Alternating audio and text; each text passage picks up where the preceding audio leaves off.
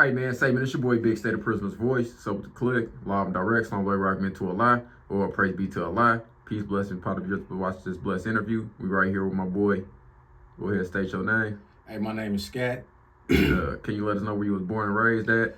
Oh man, I got a wild story. I always say my mom was a Rolling Stone, so I kind of been everywhere. I done been literally, when I say everywhere, I've been everywhere in Sacramento. From when it been, was it the grimy, the trenches and G Parkway, before it was Shining Star. I've been in Oak Park before, when everybody used to go to the park at the Juneteenth festival. I done been in literally every neighborhood besides the north. So what year was you born? I was born in 1979. And where was you born I was born at? in Oakland, California. And then you came down to Sacramento? Well, I left Oakland, then my mom ended up going to San Francisco. Then we left San Francisco. Then we went out to New Orleans for probably about a year or two. Then my mom had ended up leaving. Then we ended up moving to LA. Then I left LA. Then I ended up leaving. I went back to Oakland. Then we went to Arizona. Like, I've been all over the place. Like, I ain't gonna lie. Like, I was a kid that really the only oldest boy in my household, and it wasn't nothing but girls. So I had to basically fend for myself. And So, let me ask you a question. Yes, Did you sir. come from a two-parent household? No, sir. Single father or a single mother? Single mother raised by my grandparents, by my grandmother, which was a single mother. So now you come from a single mother household, but you was raised by your grandparents, and all the rest of your siblings, you say, are your sisters? Yeah, So, I got a older brother. I got two little brothers, but they was young, so my time kind of stopped. You know, I went from a kid to 16, and I landed in prison. So from so take us through the experience of being a kid all the way up to 16. What was that journey like in life? Oh man, that was rough. Being I come from the crack era, and my mom, she was doing crack. She was on crack bad. I crack jokes now about it, but being a kid, especially in the ghetto and having parents that's on crack, you know, you used to get bullied by kids that's got a little bit more than you. Like, I didn't have the shoes that 8 people could afford. I had hush puppies. I had Oshkosh jeans with patches. I had all the hand-me-downs. So I was young too, and I was short. Yeah. So a lot of that was really messing with my mind. And I just started using drugs and being in different neighborhoods. I was young on drugs, bro. I was 12, 13, doing heroin, powder cocaine, out here wild and didn't even care. And being with just these women, it was kind of rough on me, because these women, I had to learn as me growing up as an adult now, that these women had already their trauma from dealing with men. So they really didn't know how to deal with men. So I'm out in the streets with young men that ain't really even had no guidance. And then older, younger men that's probably like 20, 22, maybe 30. So I'm out here running the streets, and I feel like that's natural and it's normal. So I'm like, damn, what the hell I'm gonna do? So if you don't mind me asking, what ended up happening to your father? Oh, my dad, he was already going to prison. He was caught up out here in the streets. Dad, he from San Francisco. So he was pimping and selling drugs and been in the pen and all that. My dad, the first time I actually lived with my dad, bro, I had got out of juvenile hall. He was fresh out of prison. I had went and stayed with my dad. He was in a transitional housing in West Oakland.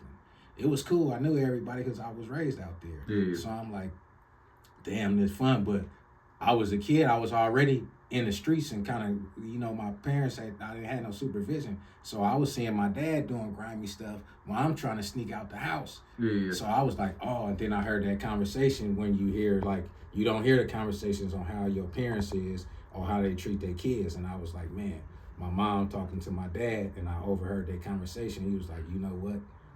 You ain't about to get my son back. I ain't seen my son in so many years, and you just been holding him. Yeah. So with me being with my mom, and that's all that I know, I ran away from my dad. Yeah. And then after that, I went to prison probably a few years later. Then while I was in prison, he passed away. He had cancer. So at what age did he pass from cancer? My dad passed from cancer at, I want to say 55. He passed in high desert too. Oh, did he? Yep. So now take us back to up until 16 years old, when you caught your criminal case. 16, man. A little bit before 16, A little bit like before elementary, 16, junior high school, the activities leading up to it. Elementary, I was always, man, I don't want to say I was a bad kid. I was a follower. I was always looking for friends. Yeah. So in elementary school, the first elementary school I was going to was in South Sac, H.W. Harkness. That was on Hogan side. That side was like, it was like, now it's kind of like, almost look like the hood, but that was kind of like middle class. Yeah. My grandma, she came out here, she had a little money, so we stayed on Middlecoff Way. I remember the house. It's only a few people that still stay in that neighborhood. I got out and drove to everybody's house just to see, hey, y'all still, like, just to get the good memories back. So they didn't, a few people did. One of my, two of my friends, my childhood friend, but was going to H.W. Harkness. Met my boy, he from that side too. He known. He out here having fun, living his life, a grown man. And had a little girlfriend. I used to like her, but she liked all the other boys. I used to beat up her boyfriends, bro. But we was all short. But I realized that nobody really wanted to be my friend. So I'm like, damn, how I could find friends? But me being a kid, being in the ghetto, I feel like, okay, I can show a little bit of anger. If I fight you, I beat you up, you'll start liking me. Yeah. So me and one of my partners from the View, he like, bruh, let's have show and tell. So bruh, he got thugs in his family. He come to school with money, beepers, all this. I done stole all type of shit from my cousins. I done came to school with a BB gun. I got pagers. I got all type of shit that I ain't supposed to have. I'm in school. And the teacher like, man, because I'm in the back threatening people with the BB gun, drawing down on them, telling them don't move and all this. So somebody reported me and they came in school, but I tucked it up under the thing. Mexican dude grabbed it. Teacher came out, looked at my backpack. She was like, that's that BB gun. Because my family came up there, was like, no, that's that BB gun. I know it, that's that gun. So I got kicked out of school. I got expelled. I'm like, fuck, what school I'm gonna go to? So my grandma like, man, you know what? Your ass go to Woodbine. So I'm like, all right, I'm gonna go to Woodbine. Bad. Woodbine Convalescent Homes, that used to be like $1 million spot. Any old school motherfucker know about in Woodbine Convalescent Homes. It was Convalescent Homes. They changed the name of them. But my mama, that's when the caretakers came out. My mama was in there. Had everybody, mama or parents that did drugs, was in there, had an old man or somebody tricking him, and they turned it into a trap house. So I'm going to Woodbine. They didn't let me go to Water World. They was like, you can't go to Water World, Keith. You been in trouble. I'm like, huh? I can't go to Water World. So I'm like, all right, they did recess. My bad ass stole all the money. Ran home, hid the money under the bathroom. My mama like, what you doing? She like, man, I'm like, nothing, mama, because I knew my mama gonna steal my money. If I tell her anything where my money is, it's gone. So I ran back to school because the convalescent home's right by the fence. You jump the fence and go to school. The fence was a little smaller. So I went back to school. They just knew it was me. They like, he the only one that can't go to the damn thing. So I'm like, damn, they kicked me out of that. So I'm like, damn, what school? So my grandma was like, all right. Kicked me out of the South Side District, so they sent me to Green Haven. So I was going to Martin Luther King. That was cool. And then I don't know how I got into. I forgot who I was messing with, but this nigga was always at the pet shop stealing pets. But I'm scared of reptiles, all that shit. I was always with him, so I'm like, man, I can't get out of it. And my grandma was like, "This your ass," and got in trouble again. So she took me to St. Anne's, right in front of John Steele. The Catholic school. I was going to Catholic school. But people looking at me, I didn't fit in the Catholic. It's like 1, 2. My boy Cersei, he was going there with me. Called himself Extends or something. Bruh his family got a lot of stuff out there in the South. They got a church and shit. But he was like the only kid, and I ain't never seen that type of lifestyle, bro. I was like, this nigga got a maid. Black nigga with a maid in the swimming pool. I'm like, how did that make you feel? Bruh, I really didn't know. I just was happy because I was accepted.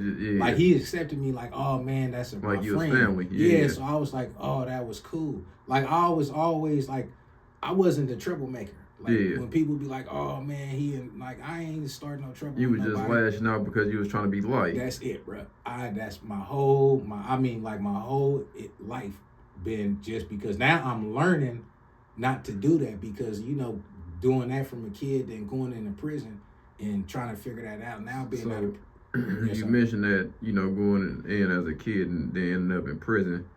What was that moment where you ended up landing yourself in prison?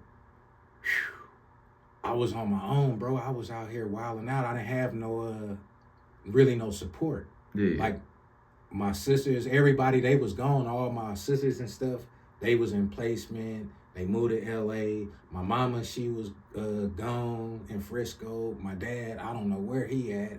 My grandma had passed. My uncle, he on dope. So I was like, literally, bro, I used to be like, bro, that's why I say when I was in the G, that was like it's a safe haven for everybody. That was like Las Vegas for Sacramento. Yeah. Bro, What year was this? Bro, I left the streets in 1996. Okay. Like everybody know, majority of people gonna know who Skat is. Yeah. I just don't. I try to leave that alone. I'm trying to be grown now. I'm Elevate. still out doing bullshit. I got an ankle monitor on, alcohol ankle monitor, which is a blessing and a curse because I've been drinking too much. So I'm like, so now it's time to slow down. It's time to slow down, but I had to go get this and pay these motherfuckers to do it. But I'm like, this is what I need to do, so I need to face it.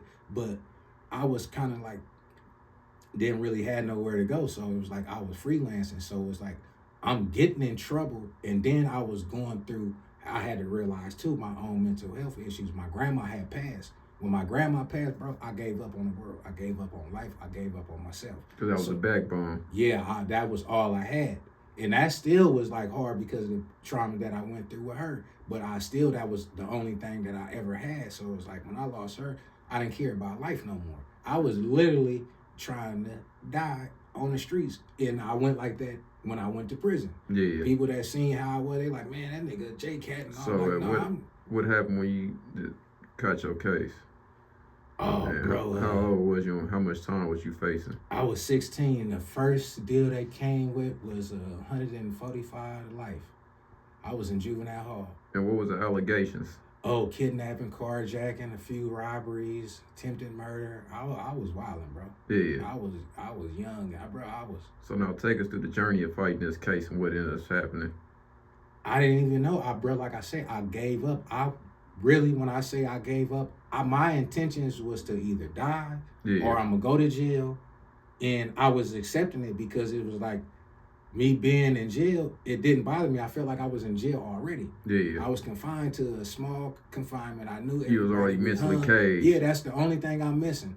I didn't want to be shit. We was getting chased by security at one time. It was police trying to run us over and do all type of shit. So it's like, I'm not thinking about when I go to jail. I'm thinking about, oh, this just regular. This is just what it is. Yeah, I'm like, I'm going to do my time. I ain't even thinking about getting out of jail. Yeah. Because my mind frame, like, I'm in jail. Bro, I went in jail. I'm fresh from juvenile hall. I was 145 pounds at 5'8". Yeah. They sent me to Pelican Bay. All right, bro, they just was getting rid of weights. So do you how long do you fight your case for? And then do you take a deal or you convicted? No, I took a deal, bro. The bailiffs and the judge was telling me, I mean, not the judge, but the sheriffs in the county jail, when they was transporting me from juvenile hall, they was telling me, youngster, you better take a deal, youngster. You better take a deal, because they was giving time out. That life meant life at that time. So they like, youngster, you better take a deal. And I'm going to court. I'm looking like a little baby. Yeah. I ain't no facial hair, no nothing, bro. I'm 145 pounds. I'm skinny as hell and coming through this motherfucker. And they like, you don't want life. Vaughn was in there. He was one of the ones who was telling me to take the deal.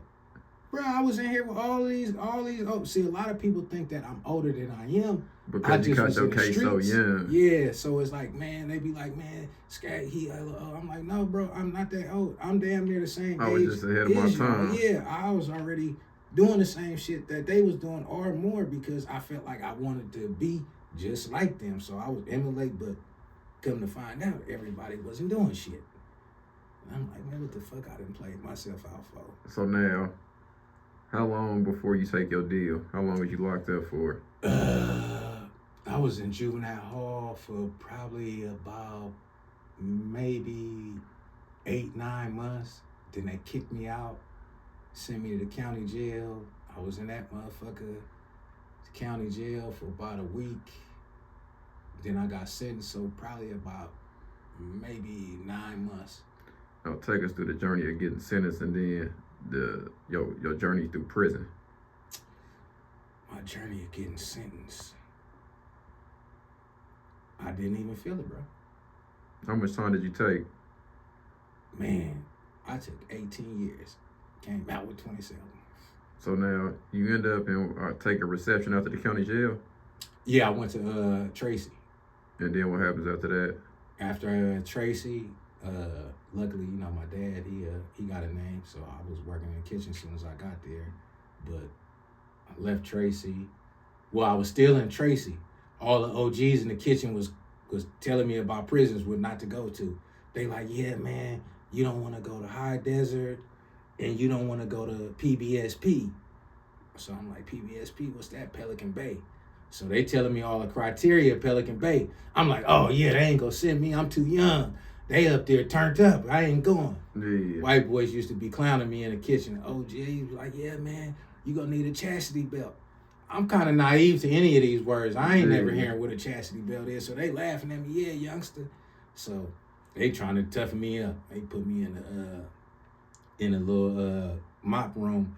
This old cat named Leatherface from Funktown made me. Well, he ain't really. He just toughened me up. And I'm like, man, this motherfucker too big. This motherfucker look like an animal. Yeah. Anybody know Leatherface? They know he look like an animal. Boy, he look like that sister here. Yeah. Like I'm like, all right, so. Then they got me in a cell with this big old, this motherfucker about 7 foot tall. He waking me up at 3 o'clock in the morning. Get up, gorilla. Get up. I'm like, oh man, look. Get up, what? Yeah, I get up, gorilla. Get up. I'm like, man, look. I ain't used to this program. Yeah. Well, OG's coming by, so I end up. The porter came by. He was like, man, Hines.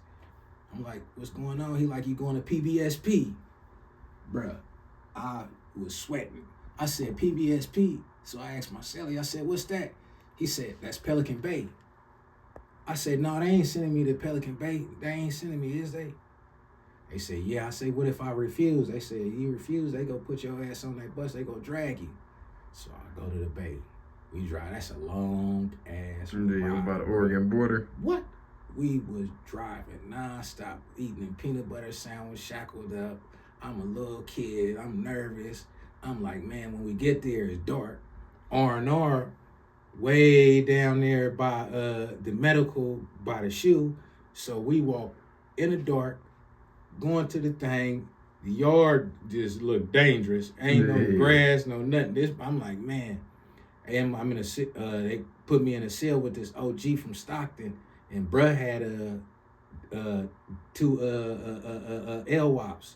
But I ain't knowing what none of this is. Yeah. Bruh, he was like, yeah, I got 2 LWOPs. Only thing that I know could comprehend, like, I know what a robbery is. I know what a murder is. I know the basics. I don't know what all these terms. So he like, yeah, I got 3 LWOPs. So I'm like, huh? So I told him, I said, hey, bruh, he like, who could get the bottom bunk? I'm like, whoever get in the cell first, get the bottom bunk. But he go in, I'm going straight to the cell because they already told me about passing paperwork, even though that's kind of like a myth. Yeah. But they like, man, don't get no paperwork. So OG like, hey, man. So my celly, he want to talk to him. I'm going to the bottom bunk. Bruh, I ain't gonna lie. Anybody been in the pen? Pelican Bay got the highest bunks that I've been in. Yeah. Bruh, them motherfuckers. And then the table way in the corner. Yeah. So I'm in the bed like I'm chilling. Bro getting ready to go get in the bed. He tried to jump up. Miss it. Fell on the ground. I couldn't help but laugh. So he mad at me now. He like, youngster, you supposed to be taking this. But you not too far up off my head. I mean, so I'm like, all right. So he get mad at me. So we go to committee like a week later. I'm like, all right, I'm in committee. I come out. I asked, bro, I said, what happened? What they do to you? He like, bitch ass nigga, don't worry about what happened. So I knew that word right there. You can't say that word. Yeah. So I'm like, oh man. So I'm eating I remember this day like vividly. You know, back then we used to get real meat. We had a hoagie roll, had some ham, had some Lay's potato chips, cherry Kool-Aid, and it was some Boston baked beans. And I'm like, man, we got the real mayonnaise packs and everything came in a cellophane. So I'm like, man, why this motherfucker just say that to me? So I try to dismiss it. But I'm kind of lightweight spooked. But And I'm now you looking for pressured something. too, Yeah, I'm pressured. I'm looking for something to poke you with. I ain't got nothing but a pen filler. So, he bold too. He gonna take a shit. So I'm like, man, this motherfucker called me a bitch. So I'm trying to eat my sandwich and not pay attention to it. Yeah. But I'm still over there like, I can't. If he say call me a bitch, then I let him get it. This prison rape still going on. I'm like, I could be a victim. So I'm like, man. So I roll my sandwich back up. I'm like, fuck, what I'm stabbing? What, I don't got nothing. So I just get the pen filler and wrap it up in some paper and some string. I think I'm doing something. So I bust through the curtain on him. I'm hitting him. I'm whooping his ass, but these punches ain't doing nothing. Boy, that nigga must have got to pulling his pants up. That's when I knew. I told him, I said, hold up, man, the police looking. So he slowed down, but then that's when it was a couple of homies that was on the tier. They was like, hey, Skat, what's going on? So he was like, okay, he slowed down. So I'm like, damn, he like, we got to do this again. I'm like, hell no, nigga, I ain't about to fight you again. It's over with for me. So luckily we had yard the next day. Then the homies had heard that we was fighting. So I don't know what they said to him. But he was like, look, you can have this cell. I'm leaving, blah, blah, blah, blah. So I was in Pelican Bay. That shit happened. I ended up getting up out the cell off the orientation. I left the cell with him. Went in the cell with another nigga. Man, this nigga was cold. Bruh. He was cool at first, but niggas didn't warn me about him. He already had some strange shit going on about him. Then he was hiding from some shit. So it's like, you can't, back then you couldn't just be like, oh, I ain't going in the cell with him. You got to go in there and say, brother, you going in the cell with him. It don't matter what he is, a crip of blood. Y'all figure it out in the morning. Don't deny no brother because he just got off the bus. So I went in and moved with him, but he was one of them brothers. So I went in there. We was cool, chilling. I ain't had nothing, bro. I ain't got no support. I ain't got no. My mama, when I first time in prison, I called her. She said, look at here, I ain't one of them talkers on the phone, and I don't do no writing. So that fucked me up. Then all my sisters and they kids, I ain't had no girlfriend like that. I had a girlfriend, but felt like I was too good for a girlfriend. But I'm like, all right. So I move in with bruh. Bruh got a TV. I was, back then, in the pen, everybody watched the Spanish station. They think they know what they talking about.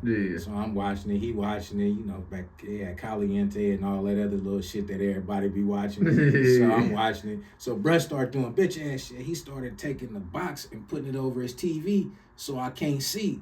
So I'm like, damn, why you doing that? I ain't saying nothing though. You just observing. Bruh working in the kitchen. He bringing me all the food that they frying and stuff. So I'm like, but now he's starting to act funny with that. So I'm like, damn. So I told the homie, I said, hey, look, I don't know. I think he trying to play me.